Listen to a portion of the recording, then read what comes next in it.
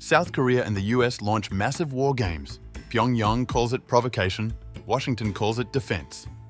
With Trump demanding more money for US troops and Kim Jong Un arming faster and leaning on Moscow, the Korean Peninsula edges closer to confrontation than stability.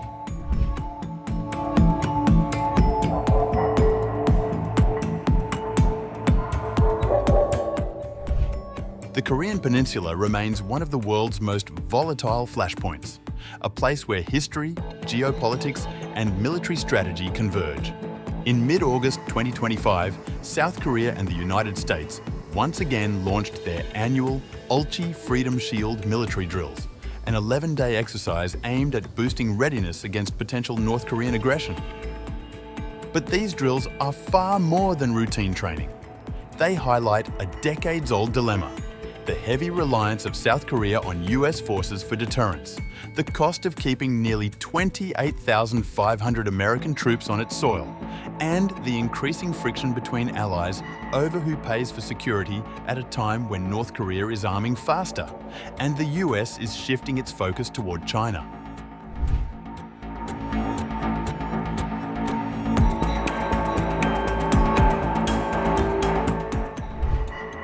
On August 18, 2025, the South Korean and US militaries began the Ulchi Freedom Shield exercises. Over 21,000 troops are involved in both computer-based war simulations and field training. Both allies insist that the drills are strictly defensive, designed to prepare for scenarios ranging from cyber attacks to full-scale invasion. Yet to North Korea, the picture looks very different. North Korean Defense Minister No Kwang-chol accused Washington and Seoul of maintaining a military confrontation stance. He declared that North Korean forces are ready to counter any provocation going beyond the boundary line. Pyongyang has a long record of using these drills as a pretext for military action. In 2023, North Korea staged a simulated tactical nuclear strike during joint US-South Korean exercises. Each year, tensions spike in a cycle of drills and retaliations that have kept the peninsula locked in hostility since the Korean War ended in 1953 without a peace treaty.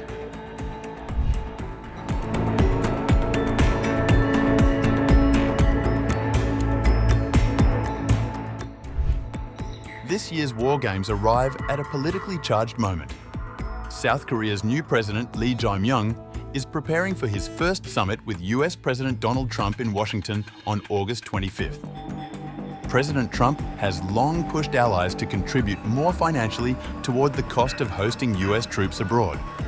During his earlier presidency, he famously demanded that South Korea pay billions more or risk losing US military support. Now, with Trump back in the White House, the cost-sharing debate has resurfaced at the very moment Seoul faces increased threats from Pyongyang and a deepening Russia-North Korea partnership.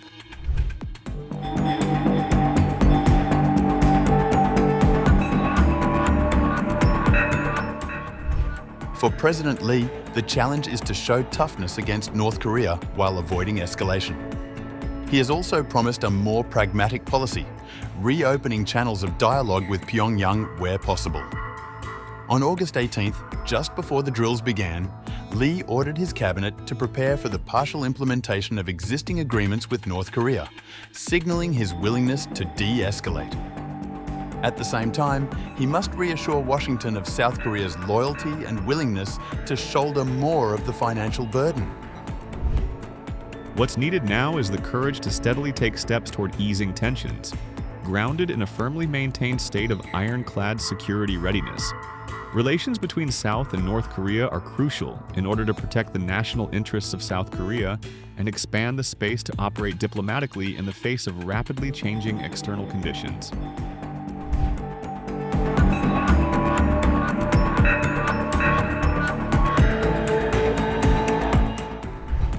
Roughly 28,500 US troops are stationed across South Korea. They form part of a security umbrella that has existed since the Korean War, reassuring Seoul of protection against Pyongyang's aggression. But the arrangement comes at a price. In October 2024, Seoul and Washington signed a 5-year Special Measures Agreement, SMA, on cost sharing. For 2026, South Korea's contribution will rise 8.3% to 1.52 trillion won, $1.13 billion. This money covers local expenses, including military operations, base construction, and salaries of South Korean civilians working for US Forces Korea. The United States, meanwhile, continues to cover the bulk of the costs, including salaries of American personnel and major operational expenses. Historically, Washington has paid around 60%, while Seoul covered 40%. Yet Trump has repeatedly signaled that this is not enough.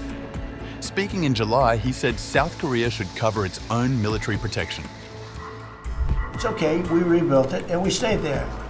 And they pay us very little for the military. I got them to pay billions of dollars, and Biden then canceled it when he came in. I said to South Korea, as an example, we give you free military, essentially, very little. And I think you should pay us $10 billion a year. And they went crazy. But they agreed to 3. So I got 3 with a phone call. And I was satisfied. I said, but next year we have to talk. And then we had a rigged election and we never got to talk. And you know what Biden did? They probably went to him and they said, listen, Trump treated us terribly and we shouldn't be paying anything. And he cut it down to nothing. So that's what happens. It's ridiculous. That's the other thing. We're talking to countries about contributing to the military, not only just paying more in NATO, but contributing. We have 45,000 soldiers in South Korea. We have 45,000 soldiers in Germany, 52,000 actually. And, that's a huge economic development for them. That's tremendous amount, just like having a city. It's tremendous money for them, and it's a tremendous loss for us. So we're talking, in a very nice way, we're talking to them about it. The presence of American forces in South Korea serves multiple strategic purposes. Deterrence against North Korea. Their very presence makes it far less likely that Pyongyang would risk a sudden invasion. Alliance credibility. The US-South Korea partnership is one of the most important alliances in East Asia, signaling American commitment to regional stability. Local economic benefits. US bases employ thousands of South Koreans, contributing to local communities. Strategic reach. From a US perspective, South Korea also serves as a forward base for power projection in East Asia, especially as Washington refocuses on countering China. But this arrangement is not without controversy. Budgetary strain. Rising defense payments can squeeze South Korea's national budget, especially during economic downturns. Political backlash. In both countries, critics question whether the arrangement is fair. Some Americans argue allies take advantage of US taxpayers, while some South Koreans resent perceived infringements on sovereignty. Troop vulnerability. US soldiers stationed so close to the north are exposed to potential missile or artillery attacks in the event of war. Dependence on the US. Heavy reliance on American forces, some argue, discourages South Korea from fully developing its own independent defense posture.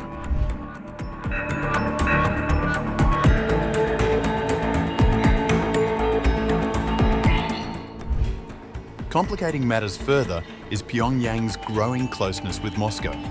Following Russia's invasion of Ukraine, Kim Jong Un has deepened ties with Vladimir Putin, sending workers, and reportedly even troops, to support Russia's war effort in exchange for food, fuel, and advanced weapons technology.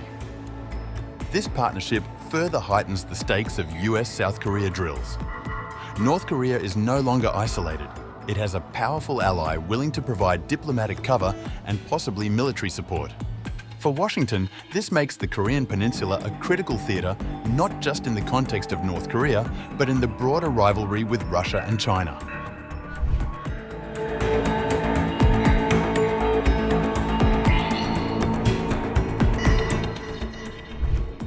The Korean Peninsula is caught between competing pressures. South Korea depends on the US for deterrence, but faces rising costs and political debates about sovereignty. The United States values its alliance with Seoul, but wants burden sharing as it reallocates resources to confront China. Meanwhile, North Korea accelerates its weapons program, dismisses diplomatic overtures, and strengthens ties with Moscow. Every military drill risks triggering a new cycle of escalation. For now, the 28,500 US troops in South Korea remain a visible symbol of deterrence. But as debates over costs intensify and great power rivalries deepen, their future is tied not only to the fate of the Korean Peninsula, but to the evolving balance of power in East Asia.